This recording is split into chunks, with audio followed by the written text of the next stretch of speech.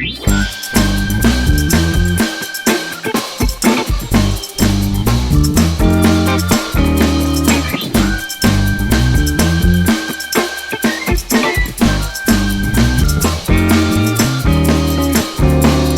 makes me uncomfortable.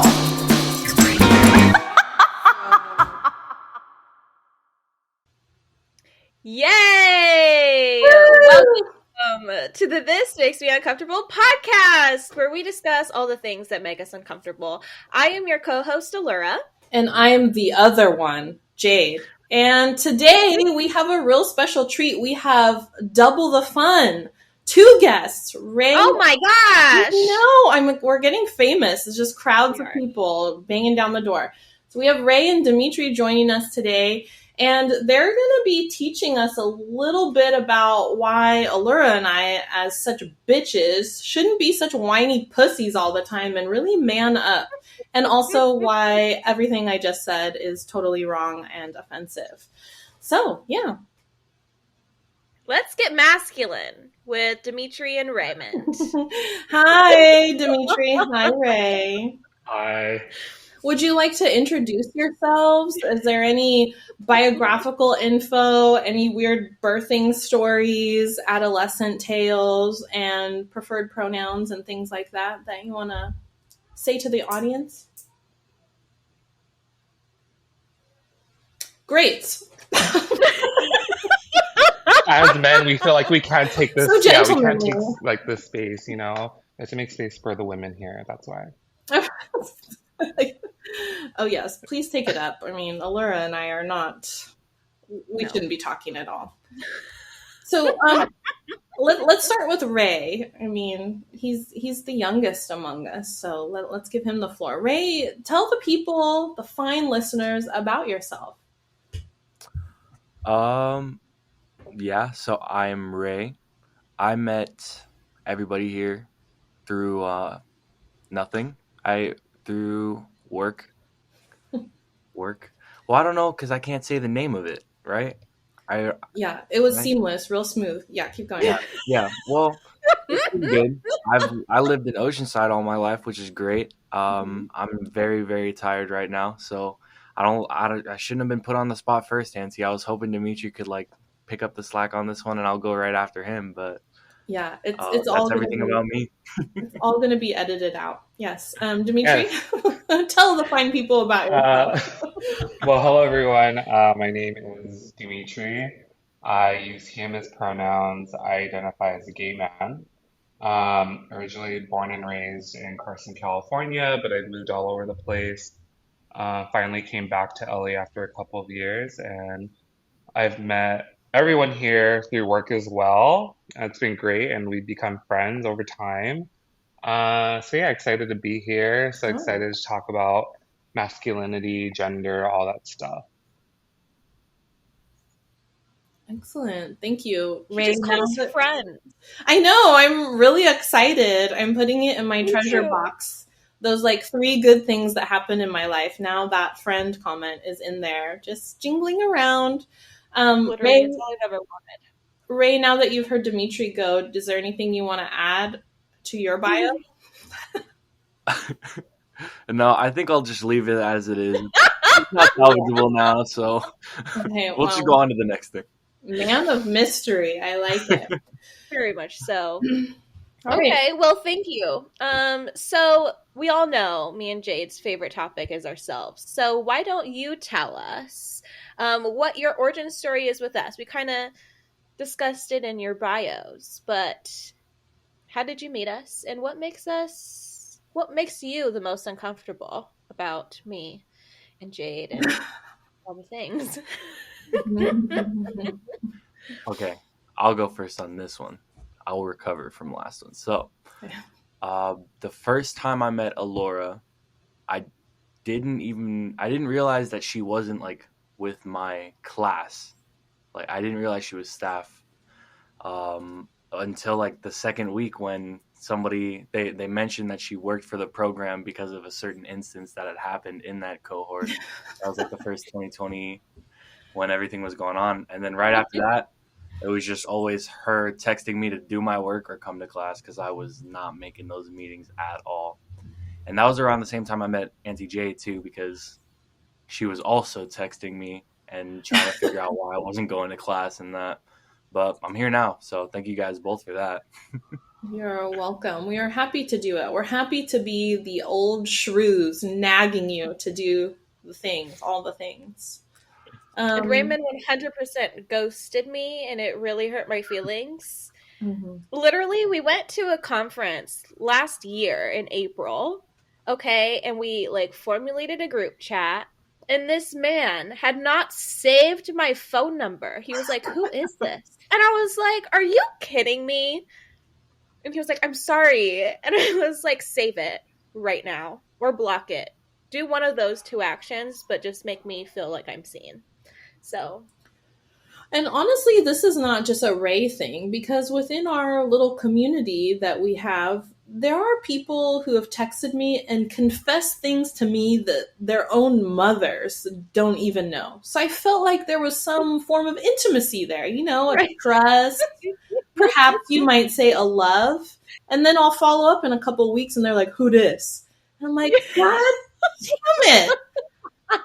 I thought we had something going, like, but yeah, it happens and it's hurtful. But as y'all know, the pain makes Allura and I who we are. So, Demetri, what makes you uncomfortable about us and all of the wonderful memories you've made with us in the past year that you've Yeah, so I actually met Auntie J during my interview. That was the first time I ever met her. And I think I saw her and I was like via Zoom, and I just remember being so intimidated because her energy was in juxtaposition to uh, coaches. And so I was very much like, this is like very good cop, bad cop. Like, I feel like I need to perform. I don't know. I was just like, I was very nervous. Um, and then, but after the fact, you know, after I got the position and then having conversations with Auntie Jade, um, it was obvious that she just cared about the students. But then now that I was part of the team, she also cared about me. So I thought that was really nice. Um, in terms of my origin story with Allura, oh Lord, I just remember I was told to text her for stuff, and so I texted her, and I thought, okay, she seems normal. And then I met her in person. My first, yeah, Oh no. I was like, I felt like I was misled. It was like catfished, right? Like I got catfished. Yeah. I thought she was a certain way, and then I meet her in person. First, I thought she had really cute clothes, right? I thought her outfits, I was like, oh, okay. Like she obviously has money or she knows how to thrift. It's one of the two. And I couldn't decide right then and there. Very. Yeah. yes. But then she started talking, and that's when it all just went downhill because the sass was unparalleled.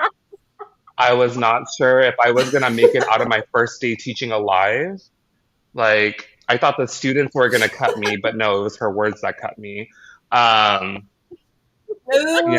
so it was an interesting experience. I think Allura is an acquired taste that after a while I felt like I was able to, you know, take little bites here and there and finally realize, I think I can be sassy with her. And even though she doesn't think I love her, I feel like all of my actions.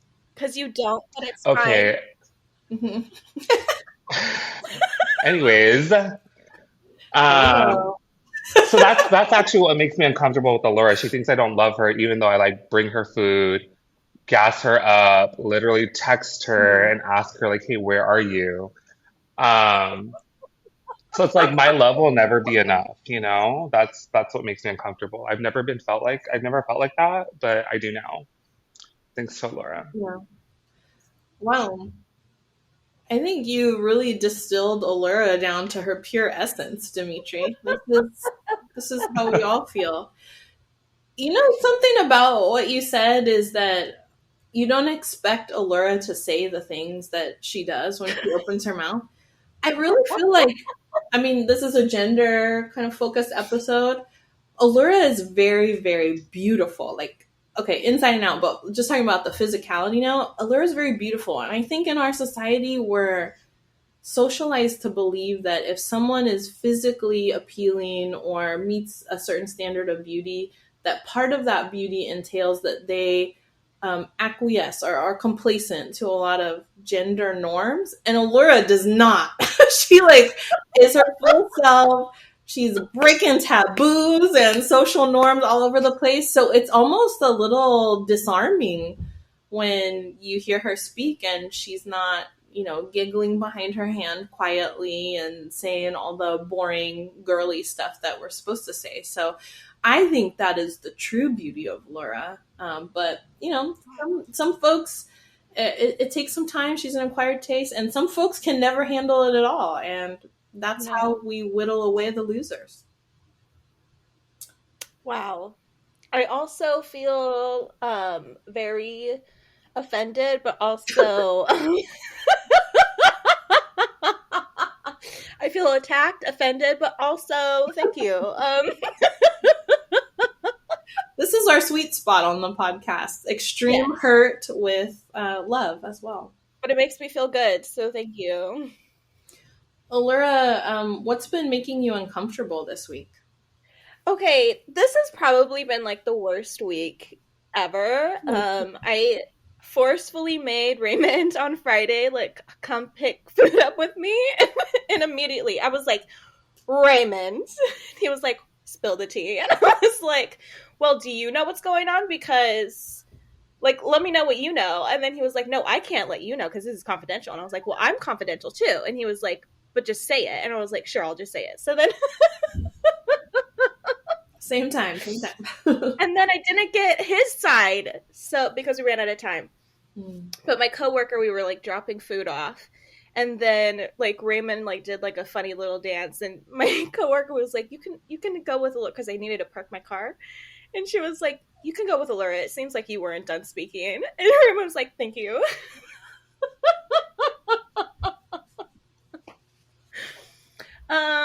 But anyway, I got white manned this week multiple times for doing my job. Apparently I hurt people's feelings. And I just don't know what to do with that, because I'm just like, I'm sorry, that wasn't my intention to hurt your feelings. But also, I'm going to continue to do my job. And if you're hurt that you didn't come up with the idea first, that's not my problem. Mm-hmm. But you're making it be my problem, So that's the kind of battle that I'm working with this week, along with other racist people that I deal with on a daily basis that have made a resurgence. So that's really fun. I drank way too many bottles of wine this week after work. Full disclosure. Is she turning it into an alcoholic? Who knows? We'll see. Follow up for part 2. It's racism's fault, if you're drinking wine. I mean, if you're dealing with racism, how else do we decompress from the constant barrage of microaggressions and sometimes just straight up slap a bitch in the face racism? Like, that's a lot to handle.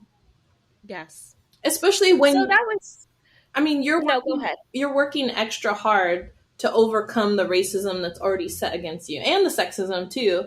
And then when you work hard and then people are all mad about it because you're doing your job well, I was like, you can't win. You're damned if you do, damned if you don't. So I hear you. Drink up. Thank you. So that was my rant for the week. Thank you for listening. Someone else take a turn, take a stab at it. Okay, I'll go. Okay. Then our guests have some time to think about it. I'm going to be chivalrous here and just go first. So, one of the ways that I deal with trauma is by disassociating. And I think since I was a kid, I'm a pretty hardcore disassociator. Like, hours can go by and I have no idea what's happened, and I am just so absorbed in an internal world, often fabricating some kind of narrative that helps to alleviate the pain of existence. Because living in my head is just very abrasive. My own internal monologue is very it's like a constant rug burn, a mental rug burn. So I disassociate. And the other day I was disassociating in the car, I think it was, which is not safe for driving. But, I've never been in an accident, so I think it's working out okay for me. I was in the car, and then I snapped to right at the end of a Matchbox 20 song, and I was fucking horrified that I had sat through a whole Matchbox 20 song of him going, all that like late 90s, early 2000s white guy angst, and they're like I guess they're trying to mimic Eddie Vedder, but I don't know what that voice is, the guy that goes like this, that kind of singing. And I was so worried for myself that I had let that go on, that I had let that go into my ear holes for a whole 3 minutes or whatever, because I was disassociating. So I think it's a problem. I think it needs to be addressed. Medical attention is necessary. So that made me very uncomfortable, that I'm so out of control of my mental health. Matchbox 20 is the barometer here. Yeah. And I know that Ray, what's been making you uncomfortable lately? Oh man, this actually just happened to me last night. But so all of my friends, when we get together, we obviously like to smoke a little bit or a lot while we're there. One person in particular, though, and he's the person who like we stay with whenever we're doing that stuff. He likes to put on like really gory or really like dramatic movies during that stuff, and it really freaks me out because this is like I'm not in the state of mind to be dealing with this stuff. And he put on a Jake Gyllenhaal movie last night called Prisoners, and it's on Netflix.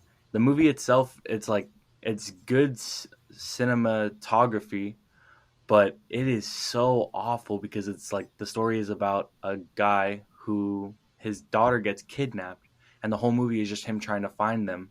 And I couldn't even finish the movie. I had to like bury my head into a pillow like a little kid because I was just not in the state of mind to be dealing with something so tense like that. That seems like it would just amplify the anxiety from the substance that you are consuming. Yeah, that doesn't seem good. And Jake Gyllenhaal, man, I don't like him. Why are you making sixes Hollywood stars? Come on. I don't know. I don't know. Oh, Demetri, did I offend you? Do you like Jake Gyllenhaal? I just had to make sure he was the guy from Brokeback Mountain, and he is. So I just needed to make sure that was him. Yeah. But I'm not offended, but I am into him. Okay. But, sorry. Okay, so where do you rank Jake Gyllenhaal? Is he hot to you? Is he like definitely not a 9. I would give him like a 7 or an 8. Like he's like, I would sleep with you if I first saw you, but it's not like I want to marry you and fuck you every day kind of thing, Yeah. Yeah, looking at that face every day would get so boring so fast. Okay, Brokeback Mountain, where do you rank Heath Ledger? Rest in peace. Oh, he's like way lower. Sorry.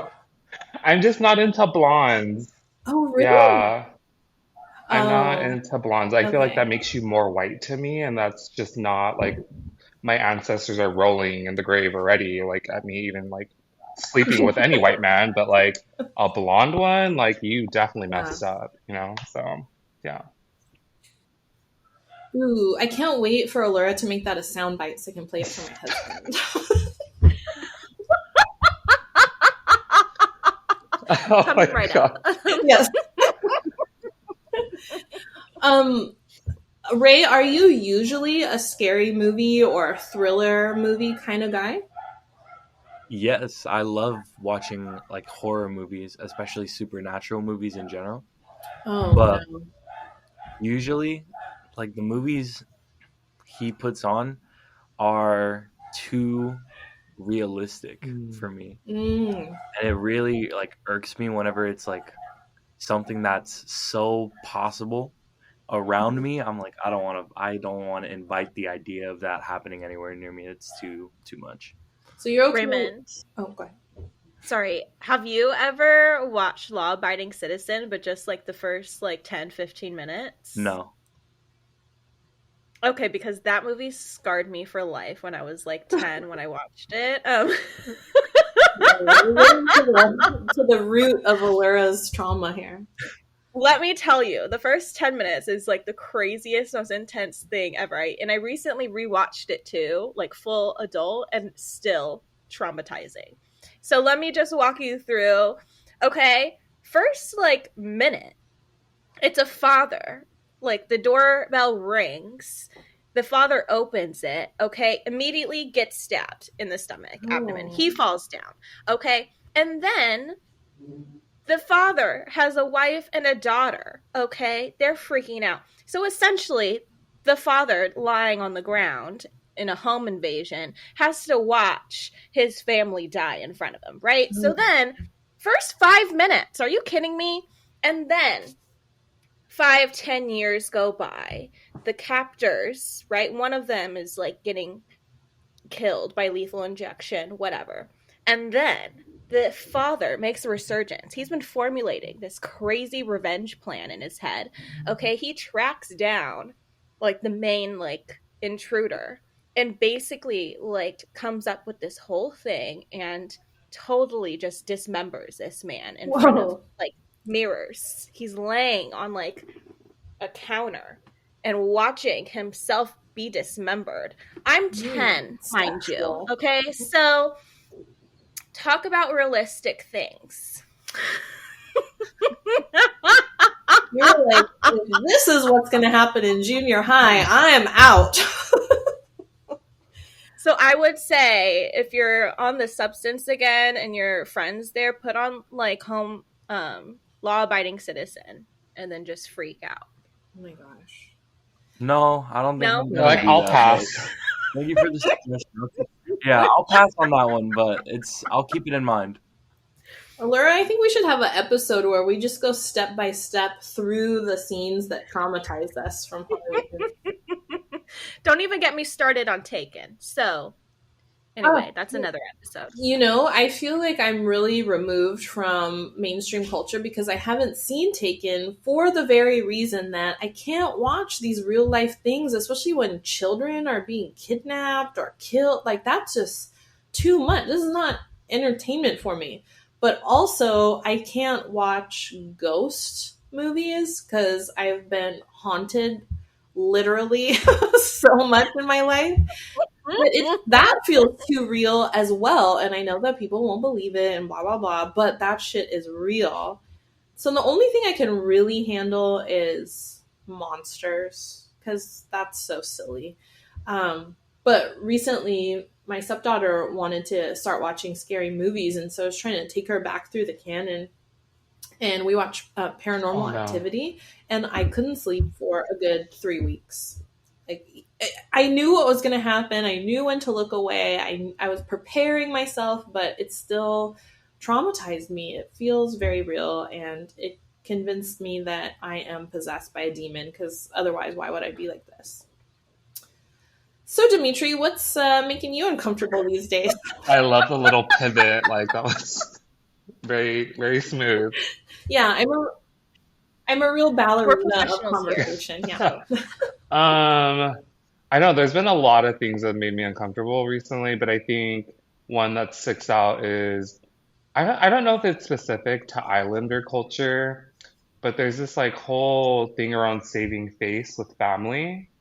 So like willing to like brush it under the rug when I feel like that only like if something were to happen, right? Like some drama or infidelity, right, were to happen, to just throw it under the rug and be like, oh, let's not talk about it. But it's like, wait, why don't we talk about it, you know? But it only happens, and this is getting to the podcast episode, like when it's like a man that does it. right? That, we shouldn't talk about it because we need to honor the man in our like family or culture or whatever. Um, but the moment like someone who identifies as a woman does something, tragic or whatever, it's like, oh, the whole village knows. Everyone needs to talk about it. This person is shunned or like looked down upon. Um, and I don't know, like I feel like I've just been like over it, but in the sense it's also like, oh, this is my culture, so what do we do? Um, Mm. but yeah, I would say that's just been the biggest thing for me. Ugh, yeah, sorry. Yeah, that's a really good point about how when it comes to women, the gossip just runs wild. And what's really unsettling to me, I think, especially in academia that's supposed to be so enlightened and blah, blah, blah, and intellectual, there's this whole discourse emerging that is theorizing that gossip is a positive thing, like it's a way of survival. And I mean, for oral tradition, okay, that's one thing. If you're telling stories to help teach your children about culture or protect them from dangers in the world or build up their confidence, fine. But gossip, like this hurtful stuff, throwing people under the bus, shaming them, ostracizing them, calling them names, like that shit like literally can take people's lives. And I mean, I've seen it in my culture too, so I think that's something that happens in lots of different contexts and is really unfair. It really reflects a double standard because the men do get protected a lot, and that's why we have so many wives and so many illegitimate children, and it just keeps going. Yeah. But those sluts can't have any fun. Like, yeah, it's kind of really sad. What do you think that we should break the silence most about?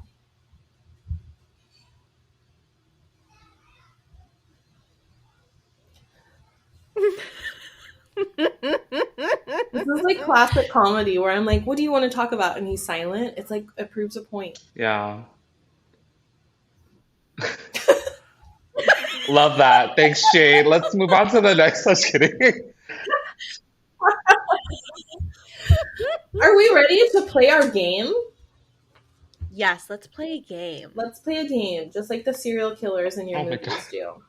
So this is a little game of Would You Rather.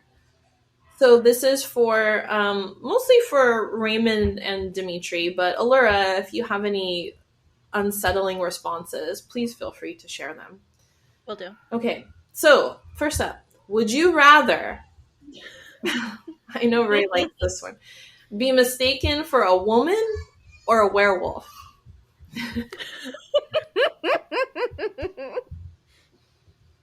I've been giving this one a lot of thought. Good.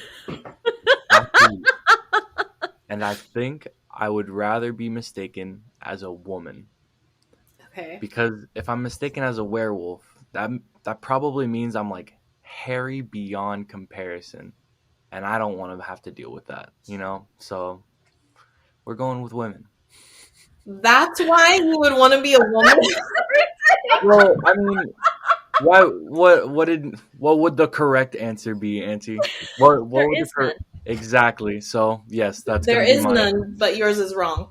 Demetri, But there are like hairy women out there, like, and that's even like looked upon even more. Yeah, but any hairy woman is gonna be 10 times better in comparison to being a werewolf. Plus, I get to shapeshift and stuff. yeah, that's true. No, We but do I that don't a get to while. shapeshift. I just look like I can shapeshift, but I'm just stuck in this half mode. Okay, wait, Is but it- if you can see that you're just mistaken for one and you're not really a werewolf, why are you assuming that you'd be super hairy?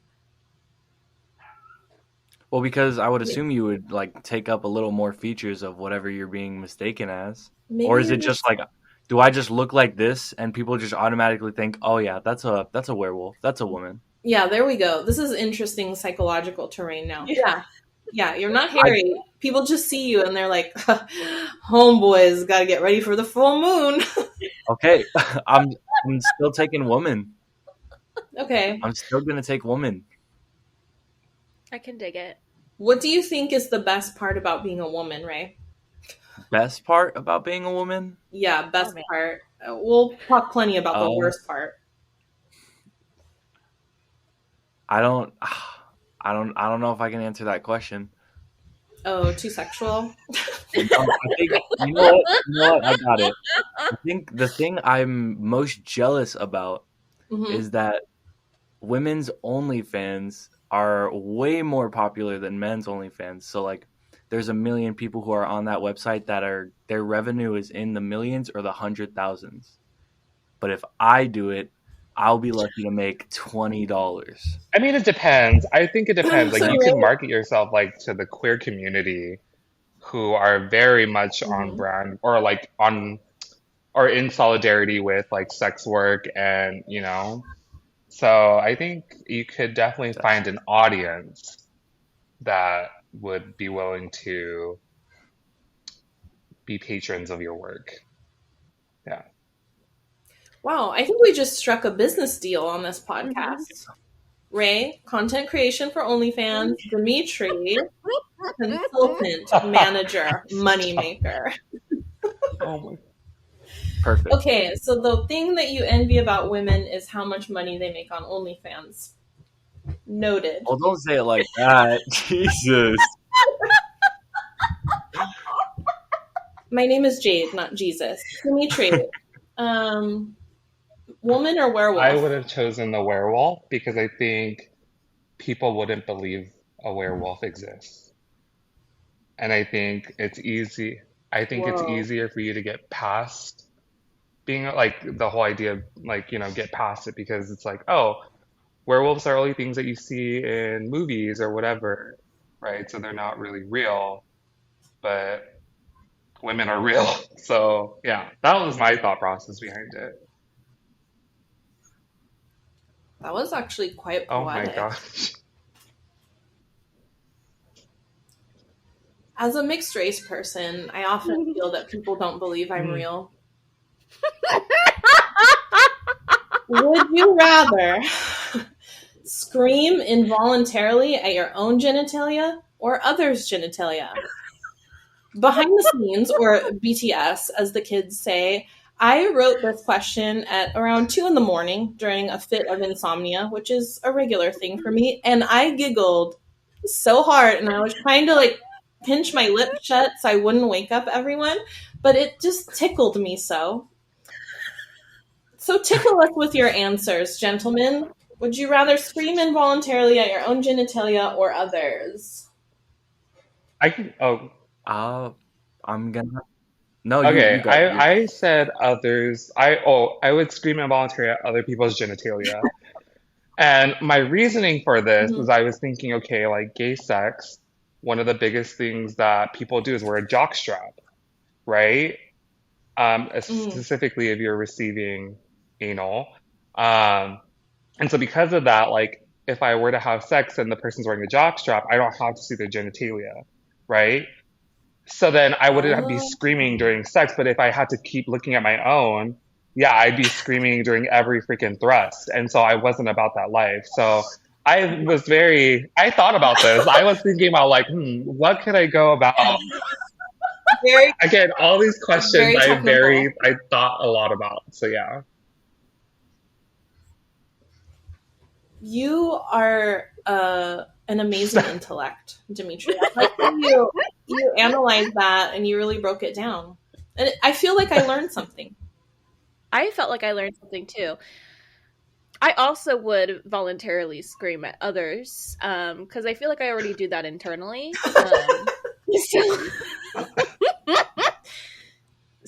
So, like, out loud, I feel wouldn't be much different. Genitalia is so fascinating because it comes in so many variations. And so sometimes, whether I'm looking at a vagina or a penis, I'm just struck with this idea like, dang, dude. Like there's an awe to it because they're so different and just so it's really like cracking open that biology. It's interesting that you see an awe to it. I find fear in it because I'm like, right? And it's like this idea Yeah. of like, oh, this is unknown for me, right? This shape, this Mm-hmm. look, right, is very new to me. And so there's a fear there of like, oh, will I mess this up? Or is there a certain thing that I'm used to doing that I have to do Oh. differently now that I've not explored before? Um, Mm-hmm. yeah, so very opposite of like, oh my God, I would scream. Yeah, no, that makes sense. I think too because I sleep with men and looking at the opposite sex's genitalia and the fact that men are often indoctrinated with this idea like, oh yeah, I gotta be all about the dick and like, yeah, big dicks are awesome and like that whole fascination. The fact that they get so much pride out of something so hideous to me is like more annoying, and so then I hate the genitalia more because it becomes a symbolism of something much greater. Okay, I have to admit something very shameful, which is very uncomfortable. So I was watching 90 Day Fiance, the new season. Period. That's it. That's my shame. That's all I need to share. um, yeah, it's a new form of colonialism, marrying people from other countries. Okay, so there's a man, and his job is to make underwear that has the penis shape built in. So there's like a foam penis shape. And they introduce him this way, and he's talking about his business, like, oh, I make so much money, I'm just killing it. And I immediately just roll my eyes, and I was like, okay, why are we obsessed with like this big dick? Like literally, you're wearing underwear to like puff out your dick now. Like everybody walking down the street's just gonna be like, whoa, like auga, like in cartoons. I was rolling my eyes, and I was like, this guy's a fucking douchebag. And then they interview him more, and he's a trans man, and he talks about how that underwear is really important for the trans community to feel like they're embodying the gender with which they identify. And I felt so bad because, of course, like that would be empowering, and it was just a blind spot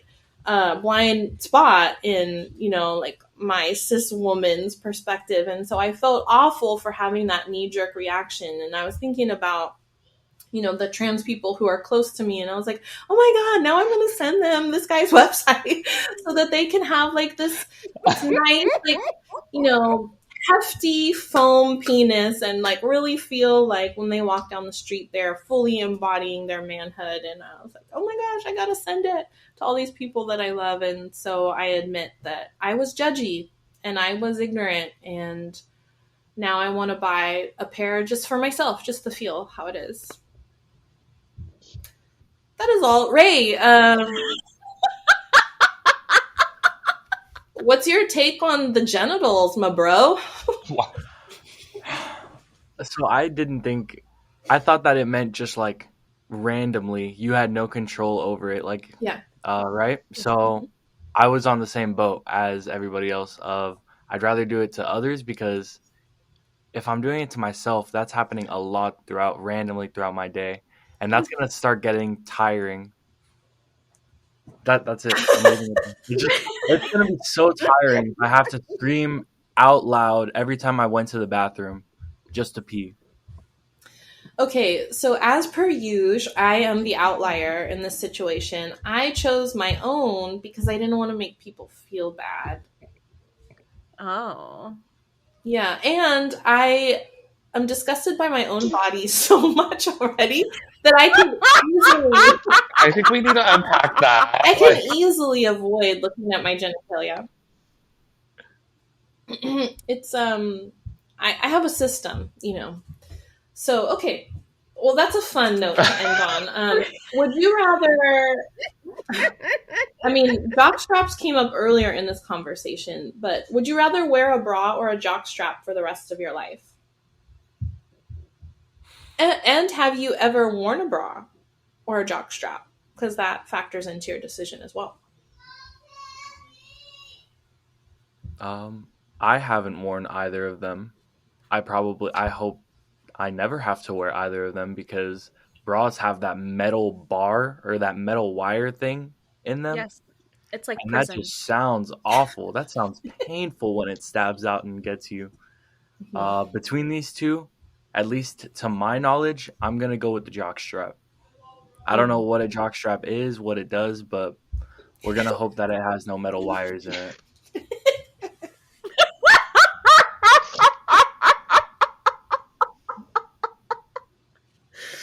Oh, is that? Dimitri, Demetri, would you like to Oh, weigh well, in? like, jock shops were first used like for athletes, and they basically like they hold your front part, but the ass part is pretty much exposed, right? Um, yeah, woo! so um, people actually like to wear them to the gym, surprisingly, because it doesn't feel as restrictive from what I've been told. I've never worn it to the gym. I've worn it to other events, but never to the gym. Um, I personally don't like jock straps though, because like, especially if like you're wearing jeans or like shorts that are not like athletic shorts, like the rub against the jeans just feels weird. Like you might as well just go Mm, commando, like at this point, right? Um, I would wear mm. a bra only if it was a sports bra. Um, yeah, because Oh, I feel like with sports bra, they're a little bit more forgiving than a wired bra. Why do I know this? Don't ask me. I've never worn mhm. a bra before. I just wanted to make that known. I don't know why I felt the need to make that known, but I did. Um, but yes, I would. Totally Yeah, totally natural, totally normal. Like to cool. just, offer some justification. Um, Yeah, yes. So I would wear a bra only if it was a sports bra. mm. Allura, do you agree that sports bras are more forgiving, like Dimitri said, more comfortable? Yes. Good job. She's the host of a podcast, y'all. I think okay, so I think I brought this up on a previous episode that as a larger chested woman that it's very difficult to find a bra and very expensive as well and a little bit Mm. humiliating, which is part of every action in my life. But when you have to go in and be special fitted because you are beyond the sizes that are normally offered, um, there's just a lot of invasion to your Mm. body and lots of squeezing and groping and turning you and strapping you in. And so it feels very Victorian, like, those old images of women having to hold onto a bedpost while their nursemaid, or this is very whitewash history, of course, like a nursemaid like laces them up into a corset or something. That's kind of how it feels. So it makes me feel like my body is very burdensome and very excessive in that way. And then as an Asian American, there's certain shames involved in having that kind of body that I've inherited that Norwegian side in the chestal region.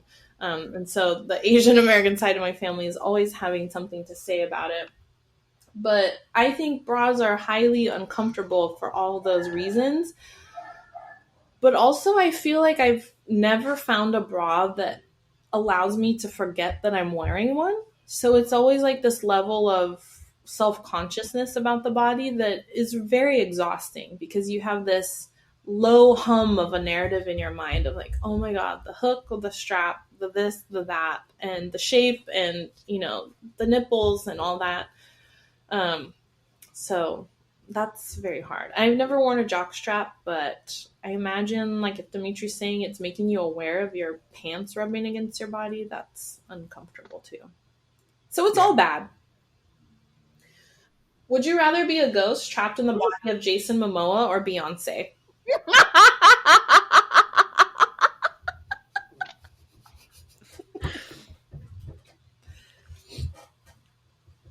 Is it me?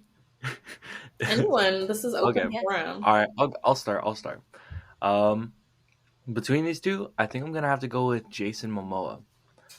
Because I've seen clips of what his house looks like, and I'm trying to check the rest of it out. I think he has a really cool pool, and it'd be a great time at his house.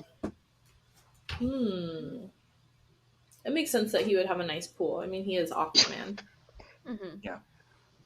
I think Oh my God. If I was Jason Momoa, I'd be skinny dipping all day long. Literally.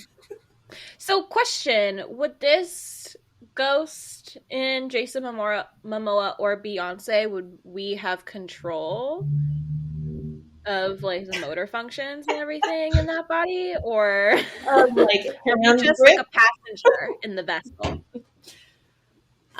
You can choose, and your choice says more about you than any answer I could give. Okay. Yeah, Yay! I would choose Jason Momoa as well, but for very selfish reasons. I just want to see what I'm packing, but also who I can pack with that body. Mhm. So that is literally like Yes. what I would do because you just see everyone like, drooling. I'm over both of them, sure, but like I'm gay, so like I would rather see my own dick than, you know, Yeah. yeah. So yeah. But I love Beyonce. It would be so powerful to be that stunningly attractive and just walk through the world and see how people respond to you. Yes.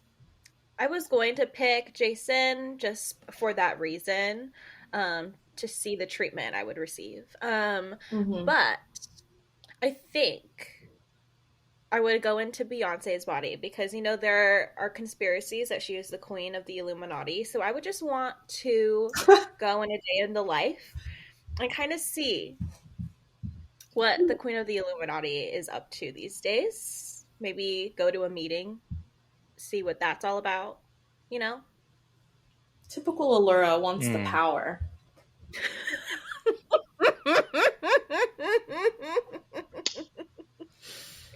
I don't know. As someone who finds both men and women attractive, I think I'm going to have to go with Beyonce as well. Not for the Illuminati thing, but just I don't. I can't articulate my love for Beyonce, but for someone to have created, and I understand, don't like start posting or responding as if we have people who post or respond to our episodes, but the people who are like, oh, well, she's got like 42 producers credited on this. Okay, whatever. She still created Lemonade. Like something that is so textured and layered, like this onion of all this meaning and this history, and just I haven't been moved by something like that in all my years of life. But then also be able to pose on that fucking horse with that body, like there's just such a range of existence. It's like this intellectual power, but also this just physical astoundingness that I would have to know what it feels like. And I'm sure Jason Momoa is a great intellect as well, but I don't even care. So yeah, that's where I go. Would you rather be called a bitch or a dick? I get called I'm a dick all the time, so I actually prefer that. So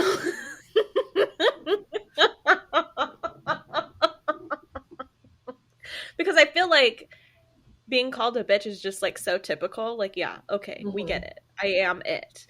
But being called a dick, I think, is so funny and also an honor. I agree.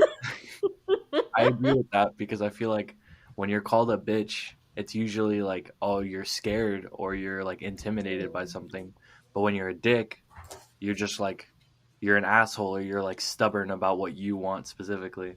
So I feel like it's a lot better because at least in this light, I'm not gonna be like bending over backwards for other people or for whatever they want, if that makes sense. I think it's also interesting how me and Raymond have two different definitions of what being called a bitch is. Yeah. Just based on our genders. Mm-hmm. Like, Wait, being what? called a bitch Really? here for me is like, you're bossy, you're being like unreasonable, you're being shrill. Yep. Whereas Raymond, it's like man up, essentially. You know? Like you're weak or something. Mm-hmm. Yeah. I was thinking the same exact thing.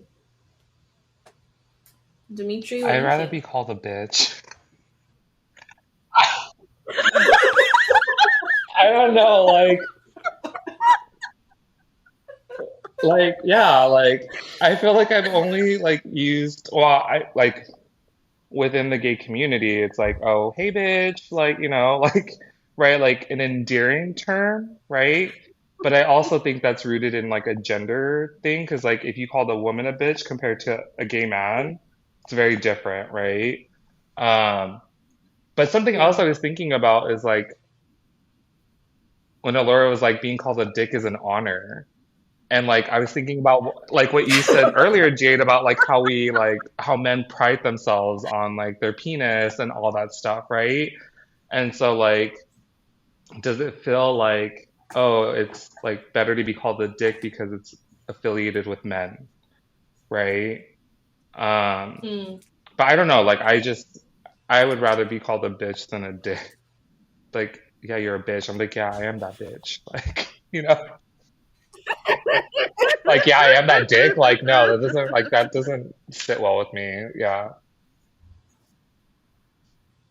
I like how all of your responses really shed light on the gendered assumptions that we have in our language, just like the everyday language. Just one word can expose all of these assumptions that we have about each other based on the way we, embody our identities. Okay, so this is the last question in the would you rather before we get to the deep stuff. Would you rather Oh, this is creepy. Would you rather find a man or woman secretly living in your attic, closet, or walls? That was my favorite woman living in my walls.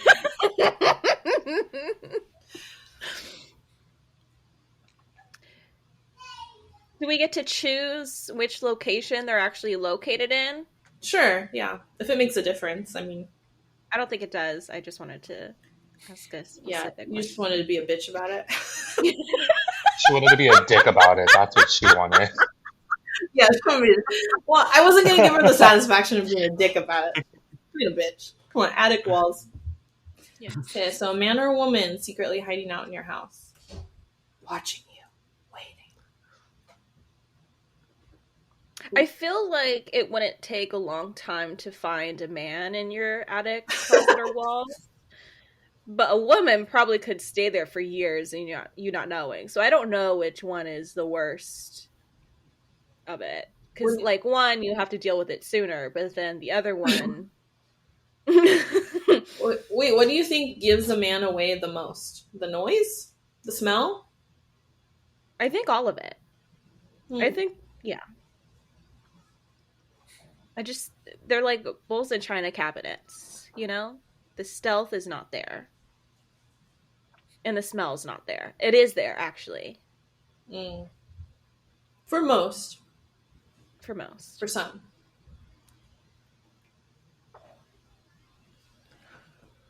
Raymond and Demeturie are very offended that you call them. Oh,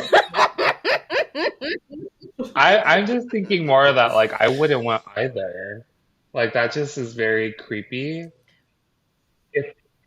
That's not part of okay, the okay, That's not okay. Demeturie. I would choose a woman secretly living in my walls. One, because I don't know how the fuck they would get out of the walls. Like, but two, like, I would rather have a woman watching me than a man. Yeah. Have you heard of this, like, Kool-Aid Man challenge where these kids are busting through walls like the Kool-Aid Man What used to? the heck? That's a thing. Our society is on a quick downhill slope, y'all. But I love the Kool-Aid Man. It's so fun. Good part of my childhood. Anyway, Ray, what's your choice? I'm gonna have to go with the same thing. A woman in my walls, because my walls are such a small space that I don't really care if they're like hiding in there. And I feel like if it's a man, that's just creepier. As a whole, I find like I don't like the Men are just creepier. Yeah, just as a whole, in general. Yes. I think patriarchy has taught us that men are always up to something perverted and sexual or violent. And so women are seen as less threatening, but Allura and I are here to prove that that's wrong. Okay, so we're on to some really deep questions now, and we're going to start with gender from the outset. So a big trend in our society today is these gender reveal parties. And Allura has recently, done a baby shower and everything. We have lots of parties to celebrate the birth of a child, and there's gift list, the wish list of clothes and certain colors and themes for a child, and all of that, as we know, gets factored into how the baby identifies. And I have a fun, traumatic story about my own birth. But I was wondering, how do you feel about gender reveal parties?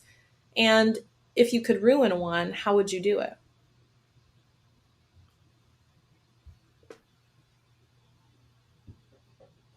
I feel like gender reveal parties are a coping mechanism for people to not have to deal with the unknown, right?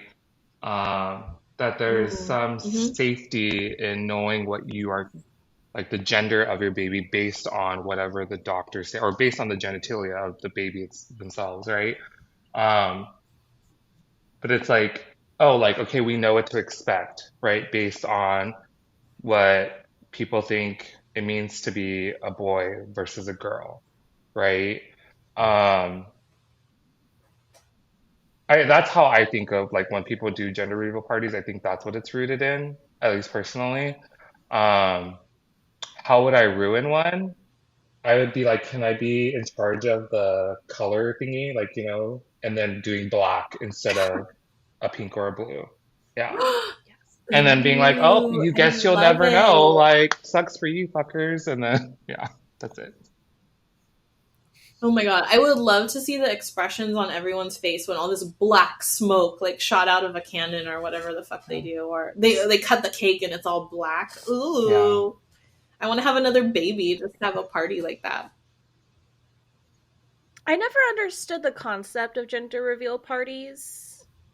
Like, just have your doctor tell you what it is. Why is there a need for a celebration? People need too much fucking attention. And isn't it terrible that they document everything now and they post on social media, or even if they just keep pictures for themselves, the kid's gonna kind of feel bad either way. Like if you're celebrating, oh my god, it's a boy, it just kind of makes you feel bad.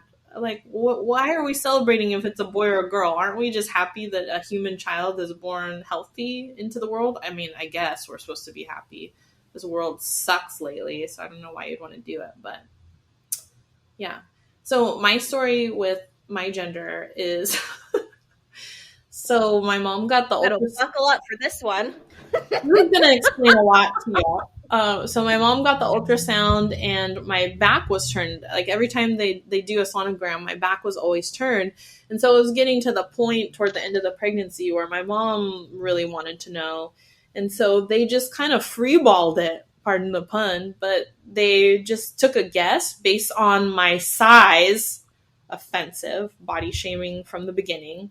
They're like, well, this is a really big baby. So, and on just what we can see and her head size and, the length of her body, she's probably a boy. Like, this is going to be a big boy that you're having. So my mom, even though she claims that baby showers are representative of all that's wrong with American culture, had a big baby shower, which she documented by hand in my little baby book. So hypocrite. And everything was blue and yellow and cars and trucks and maybe the occasional giraffe thrown in, but super traditional, like boy stuff.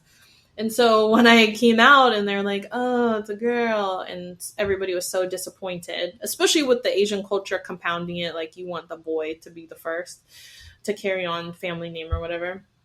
I had all this blue and yellow stuff, and I didn't have hair till I was like 2, so I was just this bald, big-ass kid walking around in like blue overalls, and so everybody treated me like a boy. And it made my mom very embarrassed and ashamed. So people were always assuming that I was something that I was not. And my mother was inherently ashamed of me from the day that I emerged from her evil, evil womb. So I guess I was set up for success, is what I was saying. Ray, have you ever been to a gender reveal party? I have, and And what did you I think think? I think the concept of it nowadays is kind of weird because there's really no point in celebrating like what gender the baby is gonna be. Um, but at the same time, I really just like any excuse to hang out and barbecue. That's pretty Hmm. much it. That's the whole thing. I do those parties like gender reveal, the first birthday party, like all those are never for the actual kid. It's Never. always just for Yeah. like the mom and the dad to celebrate and like be the center of attention for a little bit. That's actually the most humanity affirming response. Like, shouldn't we just have parties to get together and eat? Who cares what's hanging between this little kid's legs? Ooh, that's a good quote for our website. I'll mark the clip. Allura, do you have a question from our little outline that you want to ask? Yes. I am interested. What makes you the most uncomfortable about people who identify as your same gender, or the construction of that gender as a whole? Well, the thing that makes me most uncomfortable about men is Yes. just how much so much of these guys like care about things that don't matter to them. Because like, you know, I try to be an ally as much as I can because I truly think that there is no reason that I should have a say in a woman's lifestyle choices because I can't live as a woman and I'll never have that. So like I can't speak on it. You know what I mean? And it's the same thing for people who are in the LGBTQ community. Those are things, and they experience things in their lives that I'll never understand. I can support as much as possible, but that there's just a very clear barrier there. So I don't know. I just find it very weird that so many other men around are always like they can't do this because it's wrong because of this and this and this, without ever having the chance to experience or listen to what they have to say on their side. But I think it's also like I was raised. Both of my parents were around, but like my mom, she was like the one that taught me a lot of stuff like that. And I think growing up, being raised by your mom, you're always just kind of like, oh, why should I have a say in this and that? Like, it's just whatever. As the yeah. Yeah, people setting kind of boundaries for themselves based on something that's like an artificial construct for them. That's kind of sad. I mean, very limiting, you know, with the rich spectrum of experiences that you can have, and just because of this reason, oh, I have a penis or I identify as a man, I can't do that, when maybe it was something that they love. I think life's too short to be building so many walls around stuff like that. I'm like, man, just do what you love. Ray is the most enlightened of all of us. Beautiful, Raymond. Yeah. Demetri, let's bring it down. Let's get real. What makes you uncomfortable about the other he's and hims of the world? I mean, I think it's similar to what Ray has shared, but it's really that we perpetuate notions of what it means to be a man, and that anything outside of that is deemed as less than, right? Um, like growing up, like most of my cousins that were in my age range were women, right? And the folks but like older than me were all men. And so like I couldn't hang out with them because they would like do stuff that I couldn't do, like drinking and stuff. So I had to hang out with all the girls. But then because of that, I adopted quote unquote more feminine characteristics. But as a result of that, like I wasn't man enough, right? Um, and so then I was ultimately relegated to tasks that women in Islander culture would ultimately do. Um, Mm. so like I think just that whole idea that like once you're a man, once you've been labeled as a man, you're expected to do certain things, behave a certain way, and people buy into that, right? Um, but the moment you fall outside of that, it's like, oh, you're not enough then. Mm. I think that same applies for women as well. Especially, I mean, Dimitri, what you shared of growing up around girl cousins and just kind of socializing that way. Like, I had the same, like, I always bonded more with boys, in part because I felt like the girls were always sizing me up and judging me. And I think that's the thing that makes me most uncomfortable about women is that they become complicit in this sexualization of each other, of like always being like, "Oh, what are you wearing? And how come? Oh, and if you dress up too much, then you're slutty or you're needing attention. But if not enough, then there's something wrong with you, or you're a slob, or you're disgusting, or you're not just keeping up with the femininity expectation." So just that tearing each other down and excluding each other based on something that's supposed to unite you, then it's just ridiculous. You can't really make anybody happy, so you just got to do what feels right Yeah. to you. Allura, what makes you most uncomfortable about women? I would say like the cattiness that we can sometimes have to each other, and like I hate when women just don't get along with like other women just because they're may be jealous or hold some sort of resentment of like a characteristic that they may not have that you have. Something else, because I know it's pretty well known that I do not want to have children, or I don't have maternal instincts. So I find it very annoying and uncomfortable when women will be like, "Oh, you'll change your mind," Oh, yeah. about you not wanting children, because that's like your birthright. That's what you're put on this planet to do. Yeah. But it's 2023. There are women mothers out there that should not be mothers. Mm-hmm. And also look at the state of the world. Don't want to do it. Yeah. Not going to do it. And even if that So, wasn't the case, it's your choice. Like, I yes. mean, people shouldn't make you feel like you're at a deficit because you're not going to have kids. The flip side of that is, because I am a mother, people will say these platitudes of positivity because I'm a mother and be like, "Oh, well, you're such a hard worker, such a good person." And this happened a lot when I was pregnant. They would just like idolize me because I was pregnant. And I'm like, you don't know anything about me. Like, and every woman who's pregnant right now or is toting a kid around, it doesn't mean that they're a Hmm. good person because they got fucked and are now having the baby. Like that's ultimately what it boils down to. So there's these overarching narratives about motherhood that are not realistic and really does a disservice to women and Yeah. their children. I have that too, like with my own mom, like in choosing to set a very firm boundary with her. People are always like, "Well, that's your mother and you only have one and you should, keep in contact with her and love her and all that. Your mother is the special thing."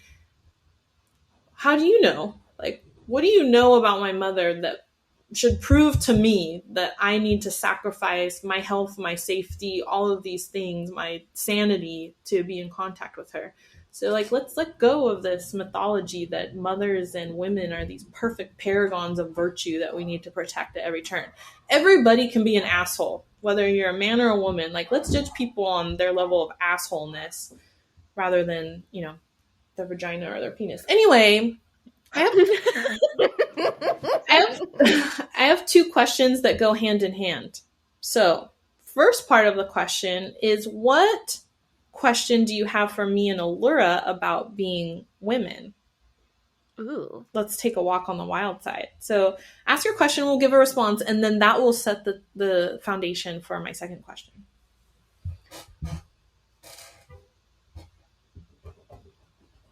What do you want to know about being women? Because me and Allura know it all.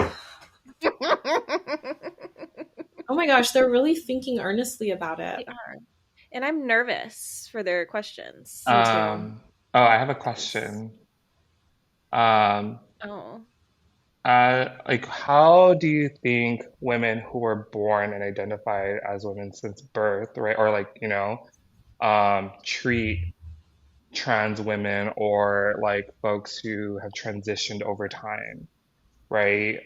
Do you feel like there is acceptance for trans women within, like, with women who, or cis women, or do you feel like there's resistance? Um, Primarily, I'm thinking about like, oh, do folks think, oh, you don't know what it feels like to actually be a woman, like that kind of narrative or discourse, or it's like Mm. you will never understand what it's like to be in our bodies, like um, and so I'm curious what that experience has been like for you all. That's a great question. Mm-hmm. Take it away, Allura.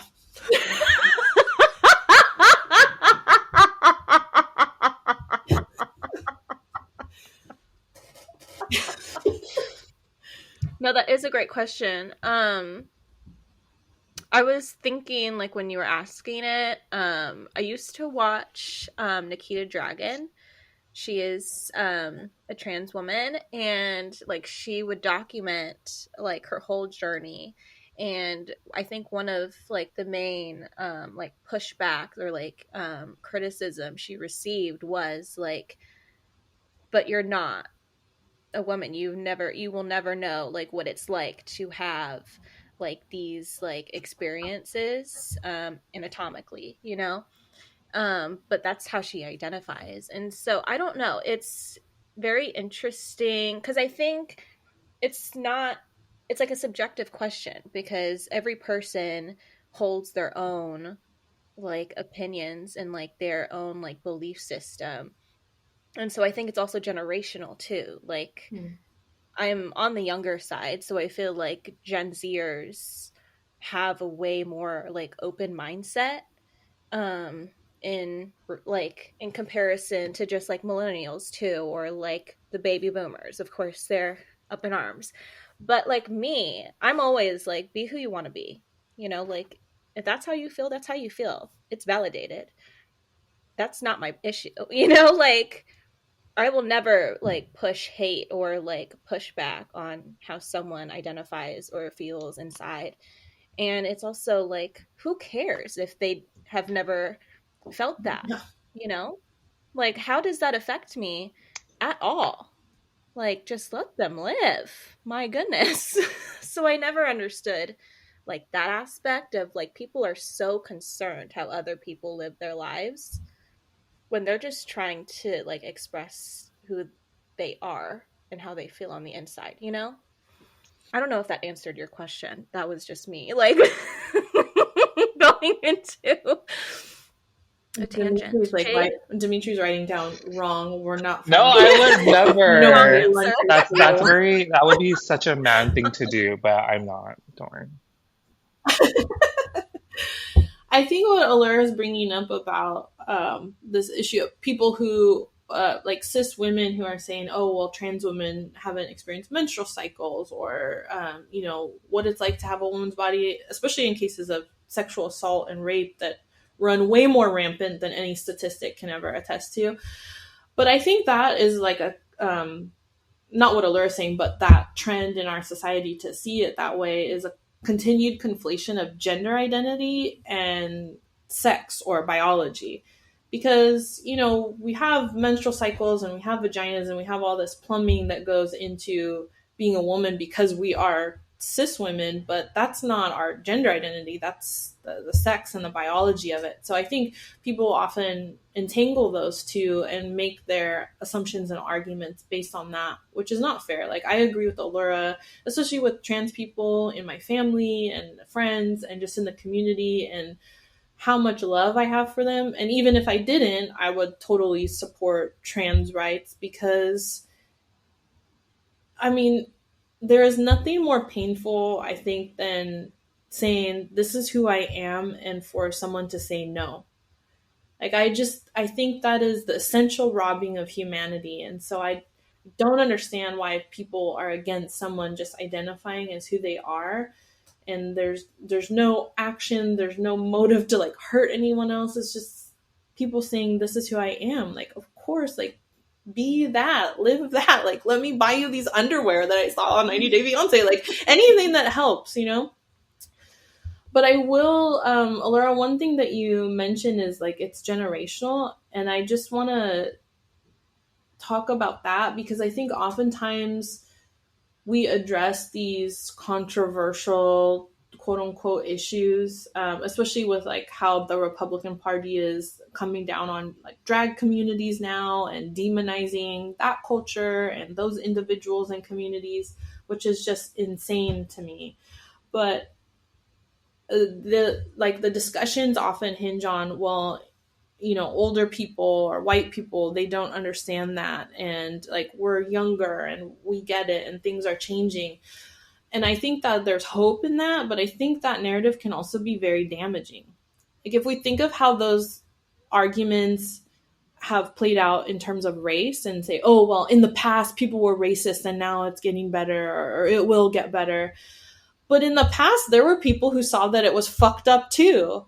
And they just got like steamrolled and silenced. And so I feel like, especially within our respective cultures, there were trans people, there were third gender people thousands of years ago that were accepted, if not celebrated. And so I think it's important to acknowledge that the history wasn't all hateful and exclusive. There were many, many people who could see through it.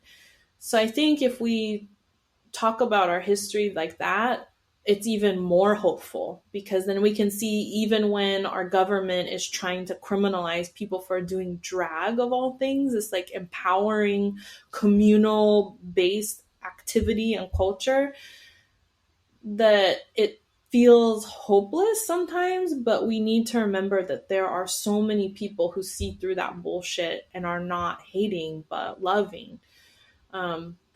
So I don't want it to be just a generational thing, but to know that there's always good people, even when there's bad things happening. And that's a good way to protect our brothers and sisters and third gender individuals too. So I think it's fucked up for, you know, cis or biologically defined women to fucking out or step on their trans sisters, because oh my god, like if you're choosing to be a woman and put up with all this shit, I'm bound to you, honey. Like I'm gonna protect you and fight for you. Like you want that. This is who you are. And you have to go through so many obstacles, whether it's surgery or just the discrimination, to fight to belong in that category of woman. Then it is my duty as someone who doesn't have to do all those added steps to support you and uplift you and protect you. So that's how I see it. But I know that I'm still learning, and I just want to listen to the voices of trans women and see what those experiences are like. And like I said earlier, like I am always ignorant and learning stuff all the time. So I'm just trying to figure out how to better understand and support. I talked for a long time. I'm very lonely. Ray, did you have a question for me and Allura about being women's? I think I got a good one, or I think I got a question now. But what is a lesson that you learned in your life by your own research, I guess, that you think should be taught to more women or the next generation of women? I would say to know your body, because we live in a world where we have systemic violence committed against women. And I'm not just talking about the straight up violent, like assault and rape and all that stuff that so many of us have had to suffer, but I'm talking about like going to the doctor and the ways that the institution of medicine can be very violating if you don't know what's in your own body. And so many girls and women don't even know what their parts are. And so I've really made a concerted effort to talk very transparently to my daughters about what their body parts are called and what they do and what could happen and what might not, but could, so that they're aware, so that they go into a doctor's appointment with knowledge that equips them to speak back to whatever puppet of the institution that's trying to put them on pills or do whatever procedure and what have you. And I think for women of color, this is more pronounced. If we look at, oh my God, like the horrific history of medical testing on Black women, or, like testing of birth control pills in Puerto Rico, and like mass sterilization, and then forget about all the shots that Asian women and then Pacific Islander women with the effects of nuclear testing on their bodies and their reproductive history, like all this global shit that so many women have had to put up with. And I think if we teach our young women what's in their bodies, what has happened to others, what could happen to them, not to scare them, but to inform them so that they know how to talk about it and how to ask questions and how to seek help that doesn't rely on white Western medicine. You don't have to take a pill for this. There's lots of other ways that our people have been taking care of these issues for thousands of years. And so there's not just one way to treat your body. And that way is not through the lens of white Westernized men who are seeking a profit off your body. And I think along those lines, taking care of your body also means knowing how to fight. All of our daughters are involved in some kind of self-defense training because they're young, but they're already experiencing the fragility in some ways of what it means to be a woman. And I don't want them to have that as the sole narrative, that being a woman doesn't mean you're weaker, or that, okay, if a boy hits you or pulls your hair or does this to you, doesn't mean you just have to lay down and take it because you're weaker. So I want them to have the story too, that they are strong and they can fight. And my goal is to have my daughters be able to kill someone with their bare hands if they need to. And like, Allura's laughing, but like, I'm dead serious about that. Like, I'll be damned if someone hurts my daughter in the ways that I've been hurt, or the ways that my mother or my grandmother were hurt. I'll be damned. And I admit, I cried when I found out I was having daughters. I didn't have a gender reveal party because I think that's bullshit.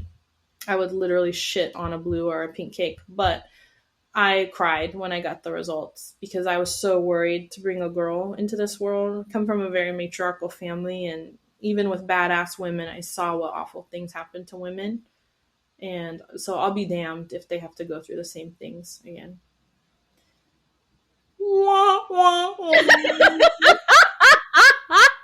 I need my slide whistle. Allura, what are you going to teach to women? No, I was going to say, like, know how to protect yourself, like, as well. Just because it's a dangerous world out there, and women are damsels in distress when they don't know, how to fight exactly.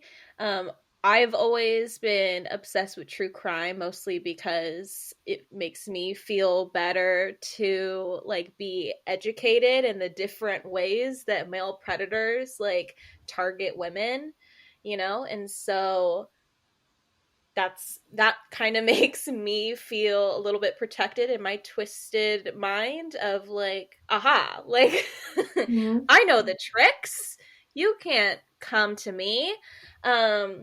So I would just say, like, have women be more aware of their surroundings and all of, like, the dangers that we face just walking to our cars late at night, or just anything of that nature. But also, like, letting them feel empowered and not just, like, scared to go anywhere, so live without fear. That's what I would say. Education and true crime, and watch how other women have been murdered, and don't let this happen to you. Okay, so this follow-up question is a very short one, and you should say the first thing that comes off the top of your head, but I'll remind you that there's only one correct answer. Which woman would you rather be, me or Allura? Go, Raymond.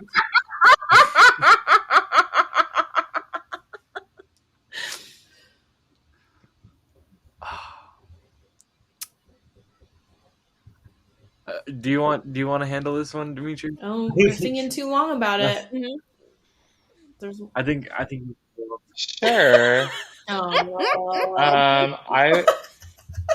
I would choose Auntie Jade.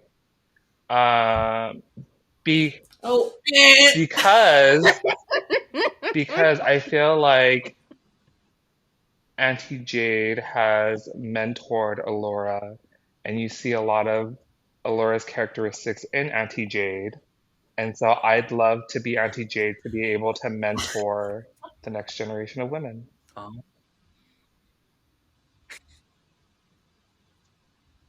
that was a That was a very nice diplomatic answer, I know. Yes. Because this is a podcast, we have to say that Demetri just did a slam. Yes. I know I can't. Yeah. I'm All gonna right, Raymond, have to you go can't with hide. Allura though, because Auntie Jade, I see how like stressed out she is at the That's the right Monty answer. meetings. And Auntie, I love you because you're a stronger person than I am. But man, sometimes I'm like, oh God, that. Yeah, actually, that's where I'm gonna end that. Yeah.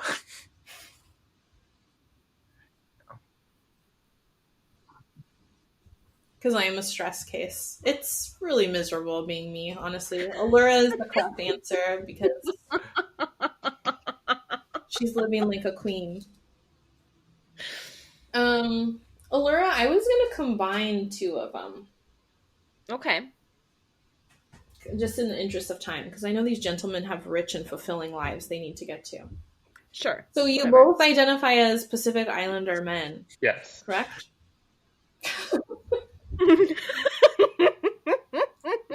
So, keeping in mind other PI men who might be listening, or the women who love them, care for them, that are in their lives, what advice would you offer to them in terms of gender identity or sexuality? And for our larger audience, like, what do you want our listeners to know and learn from your own experiences about gender and sexuality? So, I think the hardest thing that I had to learn growing up is that it's okay for you to be, because I identify as a straight Pacific Islander man. With that being said, I have been told that I have a very flamboyant way of talking, or that I'm not as masculine as other PI men in my family, as well as just men in general. And coming to terms with the reality that I may not be as, like, air quotes for this one, I may not be as manly as other men out there, or maybe not in the ways that they want me to be, but that doesn't take away from my experiences as a straight Pacific Islander man. And breaking down that wall also kind of let me be more honest about my emotions, because I'm able to now kind of like look at everything that I've gone through. I can understand my emotions a little better, and I have no problems vocalizing the things that are stressing me out, or that are making me feel this anxiety. Because I feel a lot of the times, especially Pacific Islander men, tend to like keep all of that inside of them, and that just makes it 10 times worse later on down the line when they can't hold it in anymore.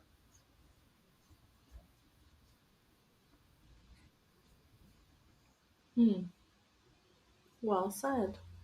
Demetri? I think for me, it's within the realm of education. I think that's where my mind automatically went to. And I don't know, like, I think this is just what I've experienced, but like doing well in school is seen as such a non-masculine thing to do for some reason. Especially for Pacific Islander men, it's like, oh no, I just need to work. I just need to make the money. Um, And I think because of that, you see like a difference in performance academically between Pacific Islander men versus like Pacific Islander women. And I think for me, what my piece of advice is that you can do, like you can support the family, you can do all the things that you feel you need to do as a Pacific Islander man through education still, right? That you don't have to let your education slip through your fingers for the sake of living up to whatever it is you believe um, is necessary to be a man in our culture. And so I would just encourage like our Pacific Islander men to take their education seriously, and to see it as an avenue to do better for our peoples and for our families in the future. So yeah. I love these very empowering and loving messages that you have for our listeners. And that is why Allura and I wanted to have you both on today, because we feel like you're real role models, not just for the specific population of Pacific Islander men who may identify with you, but for everyone, of just seeing what a true man is and speaking about these things and bringing awareness and sharing your intellect, but also your heart on these topics. I am selfish and I like the cherry on top of the dessert. And I would say that I have one last question for each of you that is the cherry on this dessert of an episode. Demetri. I'm frightened. Demetri, as you mentioned earlier, we met in a very formal setting, and you erroneously saw me as very capable and very, intimidating, if you will. But I am I'm really slumming it in terms of humanity. So I am just a trash person. And so I was really grateful and relieved that I believe it was just our second or maybe third conversation together, you brought up a strip club. And I was like, this is why I love Demetri. He is this intellectual, wonderful person all around, but he can still tell me stories about a strip club. So what is the most uncomfortable thing you've seen in a strip club? Wait, was it a strip club or was it, does Magic Mike count as a strip club? Because I think that's what we're talking about, right? Oh, okay. So it was a strip show. I went to Magic Mike because I was like, I've never been, I was like, what strip club are we talking about? I've been to Magic Mike. Okay. So a strip show. Oh, what would you call that? Girl, I don't know, but I called it heaven for a little bit. Like,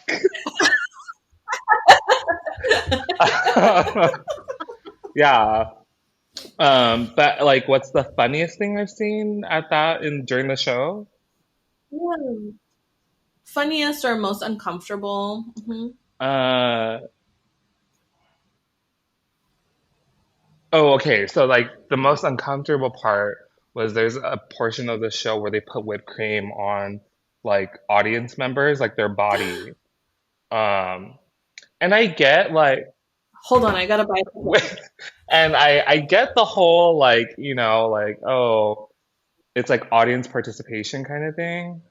But like, there's something unsettling about seeing a man bring up someone randomly, but then also women just being so like, yes, like just put it all over me, right? When I'm like, you don't know where this man's mouth has been, like you don't know, like is this whipped cream expired? Like where was it before this? I don't know. But like I would be like, you don't put whipped cream on me, but you could put your face somewhere else and we'll go with that. But I was not about I was not about that. Yeah, that was the most uncomfortable thing. You know what would be gross? If the whipped cream was warm. Ew. Ugh. Line crossed. Yeah, I agree with you. It's highly unsanitary. And it's just it makes it feel dirty when you see people acting so thirsty for this little, I don't know. It's not affection. It's just this weird sexual ritual. Well, thank you for that. Ray, this is the best thing that I've ever written in my whole life as a writer. Mm-hmm.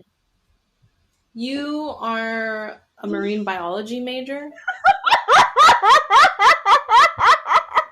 because you have a commitment to our earth and preserving the beautiful life that exists in our oceans. The blue continent, some might say, for Pacific Islanders. And it's just a very valiant effort for you to save the world in this way. My question is, which marine animal do you find most sensuous and why?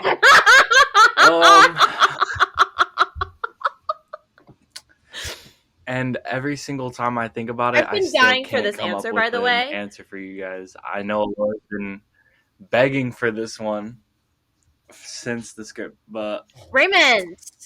just right off the top of my head, I'm thinking of a fish. Okay. Yeah, you are. Like Well, fresh Well, if we're going tilapia, like just like, fish you like that, know. I would go with like a rainbow trout because they have the most like the coolest looking pattern. They're just pretty looking. But like all fish species, including like dolphins, Okay. whales, everything like that. Yeah. Well, this is your fault, Auntie. We have to get into it. Oh, I'm Literally, I was like yeah. dolphins. Mhm. You're right. I think Yeah, because you know what? dolphins have I'm sex gonna for go with pleasure. the pink So dolphin because it's the now we're most talking. elusive Yeah. dolphin. You can't like very, very the chase. You know, it's hard to Ooh, find you a like to pink play hard dolphin, to get, don't you? right? Oh my god, It's they're a good so choice. interesting looking. Ooh, did it take you to a porn I site, know, but Dimitri? they're white. Uh-oh, you know how Dimitri feels about white people. They look, yeah, Oh, right? wait. That's why I was like, oh. No, it just That's looks not like a as dolphin. majestic as I imagined. Wait, where? Oh. Ooh, have you seen the Amazon River dolphin? Whoa, Yeah. yuck. So if you just type Amazon pink River dolphin in dolphin. Google, like you just will be very turned off You know what? and question I your stand by marine my answer. biologist. I was very turned I off. stand by my answer. Said that. Raymond, Either want to way, take back that it's answer? either way, guys. Believe it or not, it's not Oh. actually gonna happen. So I'm okay. I'm exactly, Auntie. What's gonna happen? What's not going to happen? I can't. I really just want Ray to say these things. Highly. Well, what's your answer, Auntie? Okay, highly disappointing. Very. Okay. Oh, looks like we're out of time. Turntables. Yeah. I don't know enough about sea life to have an answer for that. I mean, you're the I marine would say an octopus. Ooh. Oh, it could So put much like, grip. oh, sorry, I totally was going in a different direction for this. No, what were you I going to was say, like, Dimitri? You no, got I was like, excited oh, it there. could put a tentacle in different holes, like, but you were like the suction, and I was like, oh, yeah, like Possibilities truly, are like, ooh, I endless. inked on you, like, you know? Isn't that the whole premise of the octopus porn in Japan? I don't know. What? Allura, you're Japanese. This is part of your cultural obligation to know this stuff. You're right. I bring dishonor amongst my family. Always. You're the Mulan of your time. Yes. All right. Well, I guess that is a good that's a good way to end the episode. Japanese octopus porn. So, thank you so much, Demetri and Raymond, for coming on the pod and talking all of the masculinity. Until next time. Follow us on Instagram at TMMU Podcast. We're on Spotify, YouTube, iTunes. Tell us if you've watched octopus porn or any other tidbits we mentioned on the episode. Thank you so much for listening, and as always, make good choices.